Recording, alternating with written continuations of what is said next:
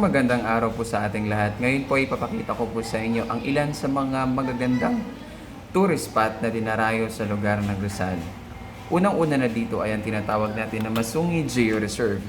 Ito ay matatagpuan sa Baras, Rizal. Isa ito sa pinakadinarayo sa Rizal dahil sa kagandahan na tanawin dito. At sikat rin ito ang mga rock formation na Instagrammable ang dating. Maaaring maglibot sa rainforest sa Masungi Geo Reserve, isa rin ito sa most incredible wonder of the Philippines dahil sa kumikinang na limestone mula sa mga bato at sa mga iba't ibang species at halaman na mayroon sa lugar na ito.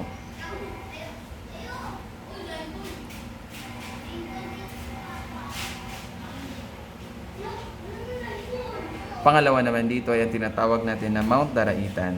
Ito naman ay matatagpuan sa Tanay Rizal. Sikat naman ang lugar na ito dahil sa mga hiking adventure. 3 oras bago ka makarating sa tuktok ng Mount Daraitan. Isang kalmado at tahimik ang lugar na napaligiran ng magagandang tanawin. Ang Mount Daraitan ay ideal spot para sa mga mahilig sa adventure na tao.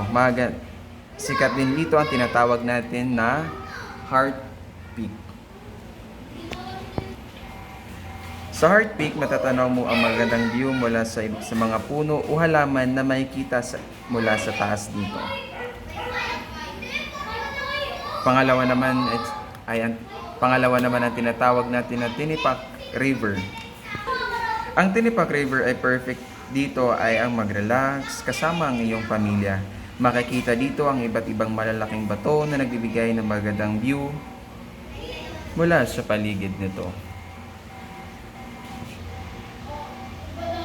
Ayun lamang po at maraming salamat.